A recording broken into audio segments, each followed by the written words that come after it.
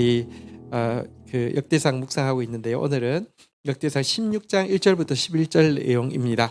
우리 1절부터 3절까지 먼저 교독하고 시작하겠습니다.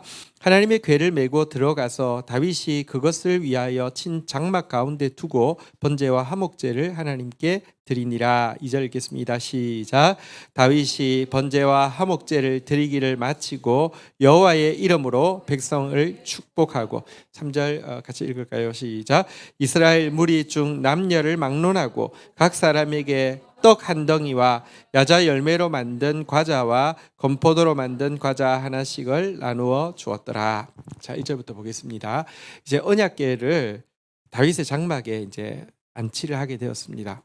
그리고 너무 그 감격 가운데 번제와 화목제를 드렸습니다. 번제는 이제 전부 다 태워드린다는 뜻으로 이제 헌신을 상징할 때 많이 쓰잖아요, 그죠? 그 언약궤가 들어왔을 때 하나님 내 전부를 말씀해 드리겠습니다. 뭐 이런 고백이겠죠.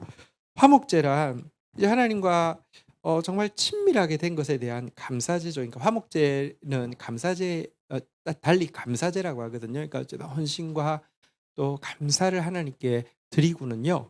2절에 보니까 다윗이 이 번제와 화목제를 드리고 나서 여호와의 이름으로 백성을 축복했다 이렇게 나오고 있습니다. 또 축복한다는 게 그냥 말로만 립 서비스로 끝나는 것은 아니었고요. 3절에 보니까 모든 사람들에게 한번 따라하겠습니다. 떡 한 덩이, 이걸 이제 먹고 배부른 이제 빵을 이야기하겠죠. 그리고 보니까 한번 따라하겠습니다. 야자 열매로 만든 과자, 건포도로 만든 과자. 야자 열매는 대추 야제 되게 달콤한 거 있죠, 그죠? 그래서 이거는 말하자면 이제 먹고 배부른 빵이 아니라 지금으로 말하면 달콤한 케이크 같은 그런 것이죠. 그러니까 이제 밥도 주고 후식도 주고, 그러니까 뭐죠? 디저트도 주고 이렇게 하면서 어쨌든 축복했다 이렇게 돼 있는데 요거 조금만 더 생각해 보도록 하겠습니다. 사실 여러분 제사를 드리고 나서 번제와 화목제를 드리고 나서 축복하는 역할은 정확하게는 누구의 역할이냐고 하면 제사장의 역할이잖아요, 그죠? 근데 다윗이 지금 제사장이 하는 일을 하고 있습니다. 약간 오버해가지고 월권하는 것일까요? 그렇지는 않습니다. 언약궤의 말씀이 오고 나서 왕이기도 하지만 지금 사실은 이제 축복하는 것은 언약궤의 말씀은 예수님을 상징하잖아요, 그죠? 예수님은 왕이시고 또 제사장이시잖아요, 그죠? 그래서 이것은 여러분 만약에 그가 월권했다고 하면 얼마 전에 베레스 우사 사건 때 조금이라도 하나님의 말씀을 위배했을 때 얼마나 무서운 진노가 있는 줄 아는데 자기가 지금 좀 오버해가지고 제사장할 일을 내가 할게, 이건 이랬을 확률은 전혀 없습니다. 근데 정말로 말씀을 모셨을 때에 하나님이 우리가 축복하는 그 축복이 되게 하시는 예수 그리스도의 상징이기도 하고요. 또 왕 같은 제사장이기 때문에 이렇게 그 축복이 효력이 있게 하신 축복하게 하신 하나님이 축복하게 하신 것이다. 이렇게 생각하는 것이 더 맞겠습니다. 여러분 한번 따라하겠습니다. 축복은 나의 특권입니다. 우리가 이제 샬롬 축복 사역을 지난 주간에 했습니다. 얼마나 숫자가 많이 왔느냐가 중요한 게 아니고요. 우리가 얼마나 한 영혼을 위해서 많이 기도하고 많이 축복하고 또 전심으로 축복하느냐, 그리고 결과가 어떠냐가 중요한 게 아니라 우리의 라이프 스타일이 정말 다른 영혼들에 관심을 기울이고 축복하고 사랑하는 거, 이게 훨씬 더 중요합니다. 주중에 우연히 일본 분 모리모토라는 분을 한번 만났는데 60세 정도 되신 분인데 한국말을 너무 유창하게 해서 그냥 이제 우연히 대화를 하다 보니까 그 드문 일본에서 크리스찬인데 또 신도 대표, 그러니까 이제 일본 이게 침례교회니까 뭐 그러니까 우리로 치면 장로님 막 이런 거겠죠. 신도 대표하는 되게 좋은 크리스찬이신 거예요. 그래서 어떻게 일본에 그렇게 참 크리스찬이 드문데 어떻게 크리스찬이 됐냐고 했더니 그 이야기가 지금으로부터 49년 전에 자기 중학생 때 미국에 일주일 교환학생이라기보다는 그냥 거의 그냥 뭐 프로그램 그러니까 뭐 그런 이제 해외 프로그램처럼 이렇게 가서 홈스테이를 했대요. 홈스테이 했는데 그때만 해도 일본 엄청 잘 살았잖아요, 그죠? 그러니까 일주일 홈스테이 했는데 자기는 영어를 거의 못하고 집주인은 일본어를 전혀 못하고 대화가 전혀 안 되고 일주일밖에 안 되니까요. 근데 이 집주인이 이렇게 크리스찬인데 진심으로 이렇게 기도하는 마음으로 이제 말이 안 통하니까 갈 때 성경을 한 권 주면서 여기다 요한복음 3장 16절을 영어로 쓰고는 다음번에 기회가 있으면 그러니까 미국 올 일 있으면 언제든지 오고 영어가 늘면 많은 이야기들 나누고 싶다 이렇게 썼는데 그게 계기가 돼 가지고요. 이분이 예수를 믿게 되었고 예수를 믿을 뿐 아니라 49년이 지났는데도 지금까지 그 가정하고 그러니까 그 자녀들이 자기 또래일 거 아니에요. 그죠? 그러니까 이제 자기 자녀들하고 이제 그분의 손자녀들까지 다 같이 이제 계속 서로 왔다 갔다 교류하는 관계가 된 거예요. 솔직히 그 성경 한 권 주는 거 그게 뭐 편지 조그맣게 쓰는 게 별것 아닌 것 같은데 진짜 기도하는 마음으로 했던 게 그 드문 일본에 좋은 믿음의 가정을 한 가정 세운 거 보면서 축복은 진짜 우리의 특권이고 우리는 왕 같은 제사장으로서 우리는 축복하는 사람이다. 이런 것을 이 이야기가 잘 보여주는 것 같습니다. 마음껏 축복하시기를 주의 이름으로 축복합니다. 자, 그 다음에 4절 한번 같이 읽도록 하겠습니다. 같이 읽겠습니다. 시작. 또 레위 사람을 세워 여호와의 궤 앞에서 섬기며 이스라엘 하나님 여호와를 칭송하고 감사하며 찬송하게 하였으니. 자, 이 부분 한번 보도록 하겠습니다. 여러분 사실 이제 다윗이 언약궤를 이제 그 모셔올 때에 찬양대를 조직을 했잖아요, 그죠? 그런데 이제 언약궤를 모셔왔으면 찬양대를 해체를 해야 되는데 해체를 하지 않고 이 찬양대가 이제부터 계속해서 하나님을 찬양으로 섬기는 일을 하게 하는 그 이제 첫 출발이 여기에 기록이 되어 있습니다. 임시로 세웠던 조직이 이제는 그러니까 항구적인 조직이 되었어요. 그래서 레위인에는 워낙에 레위인의 찬양대가 없었잖아요. 모세율법 때 보면 없었잖아요. 그냥 제사장들은 나팔을 부르는데 레위인들은 그냥 뭐 이렇게 뭐 언약궤를 매는 사람도 있고 그리고 성막에 여러 가지 이제 그 기구들이 조립식이잖아요. 이렇게 계속 이동을 하니까 그걸 뭐 매는 사람도 있고 뭐 문지기도 있고 하지만 없었어요. 찬양대가 없었어요. 근데 여기서부터 찬양대가 시작되어지는 일을 하게 되었는데요. 다윗은 율법에도 없는 찬양대를 왜 시작했을까? 이 부분 조금만 한번 생각을 좀 해보도록 하겠습니다. 여러분, 어, 다윗이 사실은 성경에 보면 다윗을 뭐라고 그 인생을 딱 한마디로 요약할 때 뭐라고 하냐면 한번 따라하겠습니다. 이스라엘의 노래 잘하는 자가 뭐이 노래는 이제 찬양을 이야기하죠. 그러니까 다윗을 한마디로 이스라엘의 노래 잘하는 자라고 이야기할 정도로 진짜 그가 찬양의 사람이었잖아요. 그죠? 그리고 또 그가 찬양이 되게 조예가 깊었던 거 아시죠? 제일 처음에 그가 왕궁에 무슨 일 때문에 갔습니까? 사울이 막 그 귀신이 자꾸 들고 하는데 그가 수금을 타면 쫓겨나던 그러니까 대단히 그 뭐랄까 그 목동을 하면서 얼마나 다듬었던지 막 돌 팍 던지면 막 곰도 막 쫓기고 막 이런 것도 했지만 그곳에서 사실은 뭐 아버지도 알아주지 않고 형들도 알아주지 않지만 하나님이 계시니까 그 얼마나 연주를 했으면 그렇게 뛰어난 기름 부음이 있는 연주자가 되었겠어요. 그러니까 일단 그가 정말 찬양의 사람이고 음악의 조예가 깊었기 때문에 이런 일이 시작되었다. 이거 일단 좀 생각할 수 있어요. 자, 그런데 여러분 그냥 자기가 정말 찬양을 좋아하고 찬양의 조예가 깊어서 율법에도 없는 것을 그냥 만들어 넣는 게 합당할까요? 그렇지는 않습니다. 이게 그가 이 찬양대를 조직하게 된 것에 대해서 역대하 29장 25절에 보면요. 한번 좀 확인해 볼까요? 역대하 29장 25절 한번. 여기 보니까요. 왕이 다윗이죠.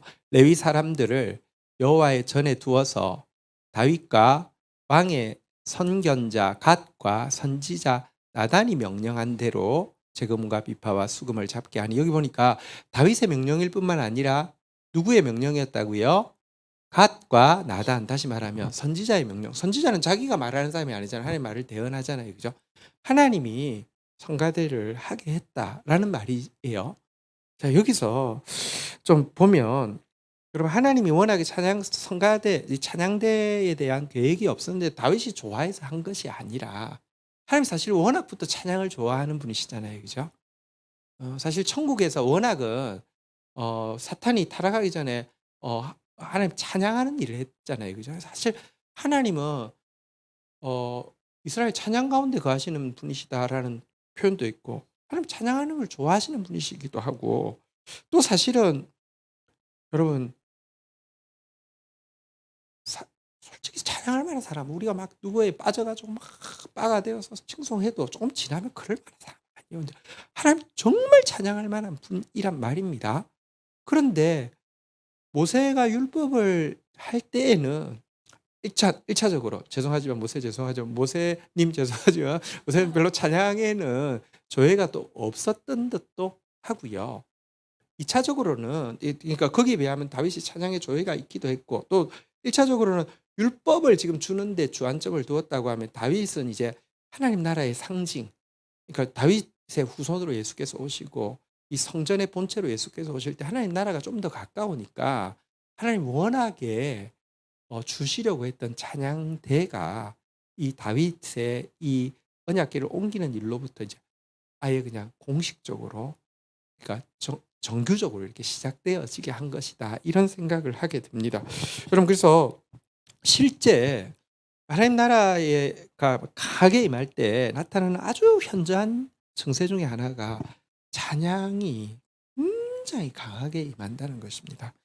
저는 우리 교회의 찬양의 부흥이 놀랍도록 그러니까 이게 정말 하나님의 특별한 다윗 시대에 이렇게 이 찬양대가 이렇게 다 이렇게 세워지는 것처럼 그런 놀라운 기름 부음이 있을 것을 기대하고 또 기도하게 됩니다. 어쨌든 이렇게 해서 찬양대가 시작되어지는데요. 자, 우리 이제 아까 4절로 다시 가보면 찬양대가 해야 되는 일이 세 가지가 나오네요. 한번 보니까요.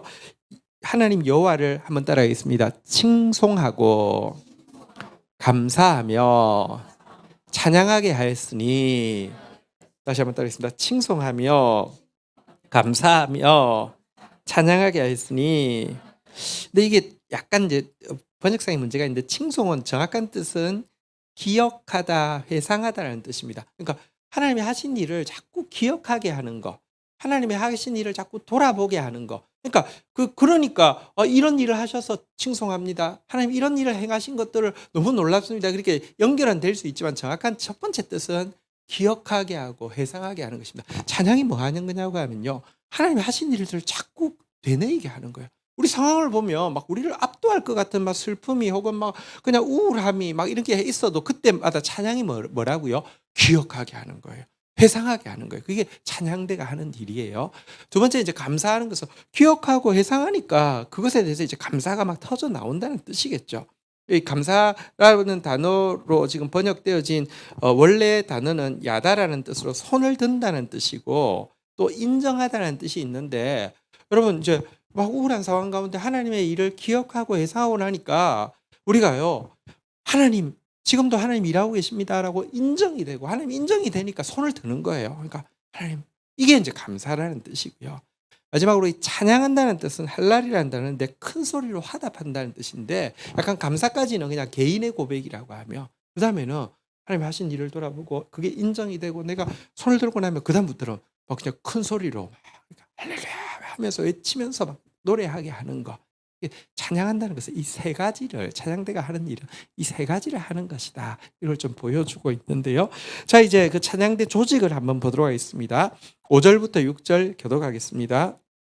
제가 먼저 읽을게요. 아삽은 우두머리요. 그 다음은 스가랴와 여히엘과 스미라못과 여히엘과 마티디아와 엘리압과 브나야와 오벳에돔과 여히엘이라 비파와 수금을 타고 아삽은 재금을 힘있게 치고 6절 한번 같이 읽도록 하겠습니다. 읽겠습니다. 시작.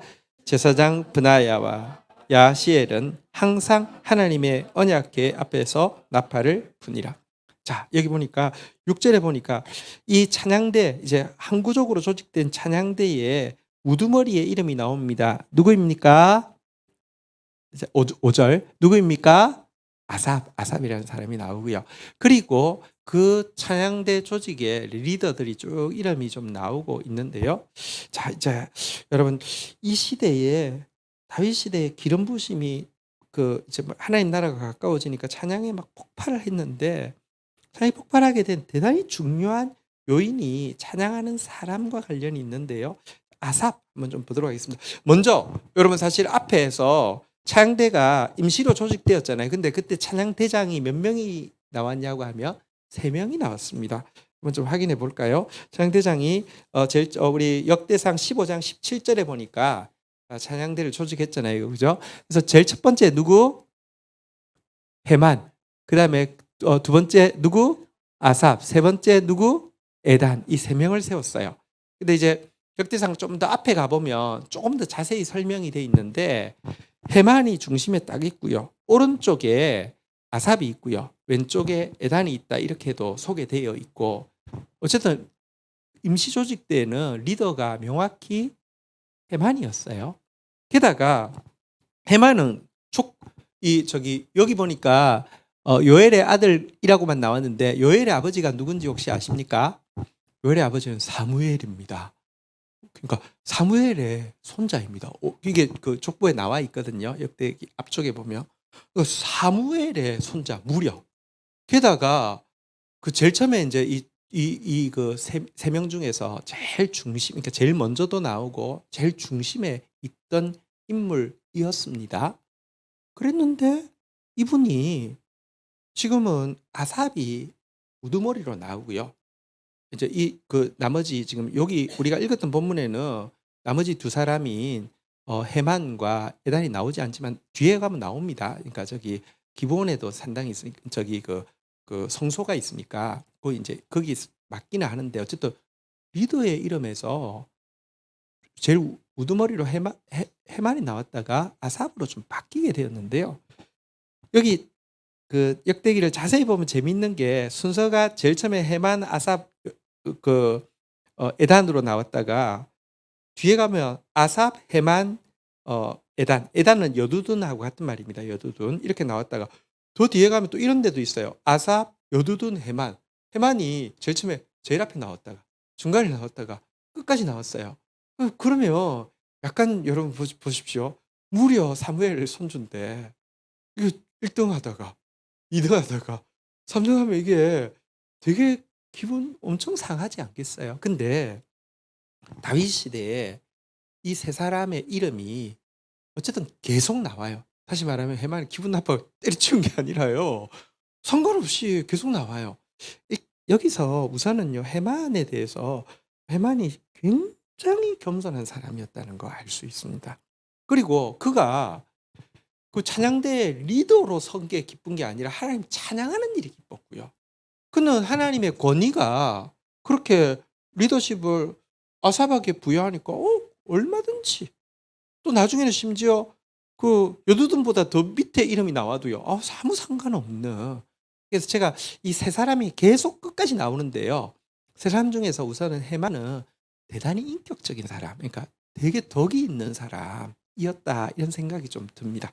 자, 그다음에 오늘 나왔던 그 아삽 한번 좀 보도록 하겠는데요.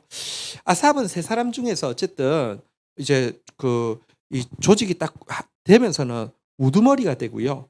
시편에 시가 제일 많은 사람은 누구일까요? 당연히 다윗이죠. 근데 여러분 그다음에 많은 사람이 아삽이에요. 아삽 12편이나 나와요. 그러니까 되게 뛰어난 진짜 성가대장다운 성가대장 맞았어. 이름만 있는 게 아니라 진짜 성가대장 맞았어요. 정말 하나님을 찬양한다는 건 하나님을 잘 알아야 찬양할 수 있잖아요. 시를 쓴다는 것은 하나님 정말 바르게 아는 사람이잖아요. 그런데 그가 쓴 시를 보면 예를 들면 73편이 그가 쓴 시인데요. 보면 이 사람이 얼마나 하나님 앞에 좀 정직하고 약간 하박국 스타일, 막 하박국이 하나님 앞에 막 따지고 묻잖아요, 그죠? 근데 약간 그런 스타일인 걸 알 수 있습니다. 한번 그의 아삽의 시를 한번 좀 볼게요. 1절에서 3절까지 교독할게요. 하나님이 참으로 이스라엘 중 마음이 정결한 자에게 선을 행하시나. 이 사람도 되게 정결했던 것 같아요. 근데 2절 한번 볼까요? 시작. 나는 거의 넘어질 뻔하였고 나의 걸음이 밑부러질 뻔하였나니. 3절까지 같이 읽겠습니다. 시작. 3절이요. 3절. 네, 시작. 이는 내가 악인의 형통을 보고 오만한 자를 질투하였습니다.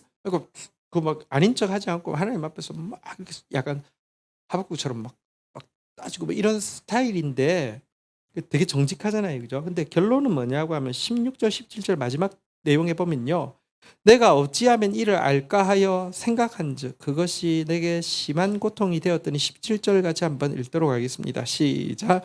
하나님의 17절. 예.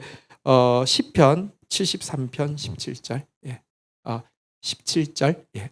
같이 읽겠습니다. 시작. 하나님의 성소에 들어갈 때야 그들의 종말을 내가 깨달았나이다. 이 시 보면 엄청 하나님 앞에서 정직하게 막 쏟아붓지만 그 답을 결국 하나님 앞에서 찾아내는 이런 사람. 그러니까 되게 신앙적으로, 그러니까 하나님 앞에서, 그러니까 세 사람 중에서 가장 신앙적인 부분에서는 뛰어난 사람이 아삽이었던 것 같아요.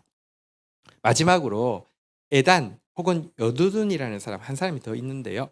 이 사람은 여러분 혹시 시편을 읽다 보면 이런 표현 보신 적 있으세요? 인도자를 따다 여두둔의 법칙을 따라 부르는 노래 뭐 이런 표현들이 몇 번 나옵니다. 이게 무슨 말이냐고 하면요.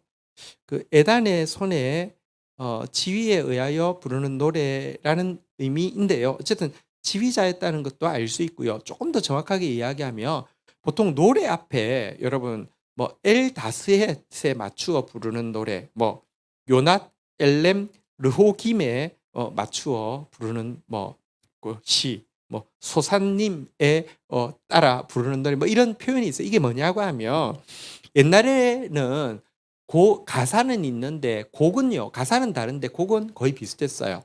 우리나라로 치면 춘향전 곡조에 맞추어 춘향전 뭐래요? 저기 뭐 그런 거 있잖아요. 그죠? 뭐 이렇게 심청전 곡조에 맞추어 부르는 노래, 뭐 춘향전 곡조에 맞추어 부르는 노래, 뭐 이런 것처럼 아까 방금 이야기한 게 뭐 엘다스의 복이 듬뿍 들었다 터뜨리지 말아라 이런 뜻인데 이런 뭐 무슨 그런 곡조 잘 모두가 아는 민요 곡조가 있는데 거기에 시를 맞추어서 부른다는 거예요. 뭐 요낫 엘렘 르호김 떡갈나무 위에 비둘기라는 뜻인데 이런 자기들이 다 아는 민요 곡조에 맞추어 부르는 노래 뭐 이런 거예요. 그런데 여두둔의 법칙을 따라 부르는 노래라는 것은 이 에단 여두둔이 지휘자로서 또 작곡가로서 새로 만든 곡조에 같이 부르는 노래 이런 뜻이거든요. 그래서 세 사람 중에서 음악성은 누가 제일 좋았을까요? 에단이 확실히 제일 좋았던 것 같은데 이 세 사람이 끝까지 같이 했다는 게 그 시절에 어쨌든 새로 시작되었잖아요. 찬양가 전혀 없었는데 새로 시작된 게 영구하게 지속되어진데 이 세 사람이 같이 한다는 게 굉장히 중요한 것 같아요. 이게 약간 삼위일체 찬양의 삼위일체가 이루어진 거예요. 다시 이야기하지만 해망 같은 인격자도 있고요. 아삭 같은 진짜 신앙의 막 투사적인 신앙의 사람도 있고요. 에단 같은 진짜 예술가도 있고요. 근데 이게 같이 하면서 이게 이제 같이 했던 거. 그런데 순서로 보면 어쨌든 대장은 신앙, 그 다음에 이제 그 인격, 그 다음에 예술서. 이게 이제 같이 갈 때 이런 이제 아름다운 찬양이 세워지고 그 기름 부심이 뭐 엄청나게 갔던 것을 좀 기억하게 됩니다. 자, 이제 그 다음에 이어지는 7절부터 9절까지 내용 한번 또 가도록 하겠습니다. 그날에 다윗이 아삽과 그의 형제를 세워 먼저 여호와께 감사하게 하여 이르기를 8절 읽겠습니다. 시작. 8절 읽겠습니다. 시작. 너희는 여호와께 감사하며 그의 이름을 불러 아뢰며 그가 행하신 일을 만민 중에 알릴지어다. 여기 보니까요. 한번 따라하겠습니다. 감사하며. 자, 그의 이름을 불러 아뢰며 이건 약간 이제 그의 이름을 이제 막 외치며 막 이런 뜻이고요. 그가 행하신 일을 만민 중에 알릴지어다. 이거 보면 어쨌든 아까 전에 내용으로 하면 칭송하고 감사하고 찬양하다. 다시 말하면 기억하게 하고 그것에 대해서 내가 인정하고 내가 손을 들고 그 다음에는 그것을 막 외치고 선포하고 어쨌든 이 찬양 하라는 것이죠. 다윗이 이제 쓴 이 가사입니다. 지금은 이제 사람들을 세웠지만 그들이 바로 곡을 쓴 건 아니니까요. 9절에도 보니까요. 똑같은 내용이에요. 그에게 노래하며 그를 찬양하며 그의 모든 기사를 전할지어다. 어쨌든 이게 기억하고 감사하고 또 이렇게 선포하고 외치고 크게 큰 소리로 노래하라 뭐 이런 내용입니다. 자, 이렇게 고백하고 있고요. 10절, 11절 가사도 한번 보도록 하겠습니다. 그들에게 노래하게 한 내용입니다. 근데요, 먼저 우리 여기 한번 7절에 한번 다시 한번 좀 볼까요? 7절에 보니까요, 그날에 다윗이 아삭과 그의 형제들을 세워 한번 따라하겠습니다. 먼저 여호와께 감사하게 하여.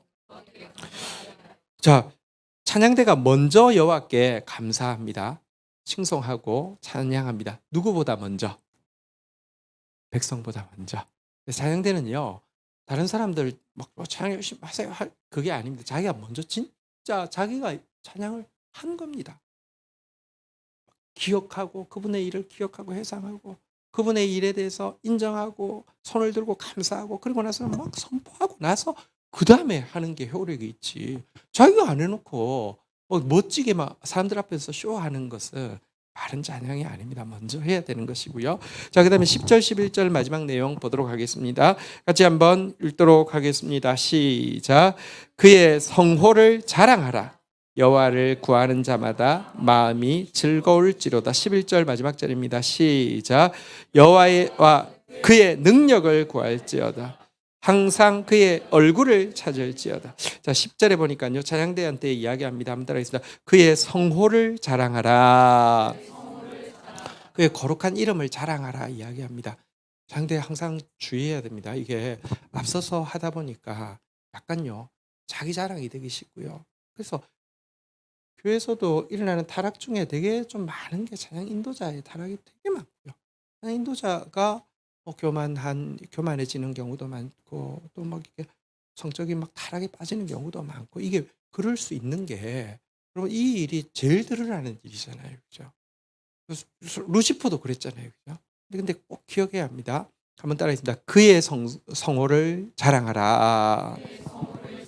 찬양은 뭘 자랑하는 자리냐고 하며 하나님의 이름을 자랑하는 자리지 자기 이름 자랑하는 자리가 아닙니다. 꼭 기억해야 합니다. 그래서 여러분 진짜 내가 아다르고 어다른데 내가 하는 말, 내가 하는 모든 행동, 내 몸짓, 내 멘트 전부가 주님을 자랑하기 위함이지 거기에 자기가 섞여서는 절대 안 됩니다. 그리고 주님을 자랑하면요, 한번 따라하겠습니다. 마음이 즐거울지로다. 주님은 아무리 자랑해도 마음이 즐거운데요, 그게 조금 섞어가지고 자기 자랑하기 시작하면요, 기쁨은 사라지고 더 부족하다고 느껴지기 때문에, 그러니까 뭘 안 채워졌다고 느껴지기 때문에 나 그보다는 훨씬 내가 약간 자랑했는데 그보다는 나는 대단한데 이래 그래서 뒤에서 숨은 부끄러운 일을 하게 돼 있어요. 근데 주님을 자랑하면요, 그럼 마음에는 막 끝없는 기쁨이 일어납니다. 또 그러려고 하면 아까도 봤잖아요. 아삽이 왜 최고의 리더가 되었냐고 하면요, 그런 신앙의 사람이었습니다. 하나님 앞에 정직하게. 여러분 찬양 인도자는 위선이 있어서는 안 됩니다. 멋있게 이게 중요한 게 아니에요. 하나님 앞에서 진짜 자기 막 속마음을 토로하는 그게 도리어 더 하나님 보시기에 더 아름다워요. 그런데 그 문제를 성소 앞에서 하나님 앞에서 쇼부를 보는 거예요. 답을 찾는 거예요. 신앙이 먼저 가야 되고, 신앙이 먼저 가되 인격이 안 따르면요, 매번 신앙은 좋은데 매번 싸우고 있죠. 그런 리더만 있으면 매번 찬양팀 가는 데마다 막 싸움이 일어나고 하겠죠. 그래서는 안 되죠.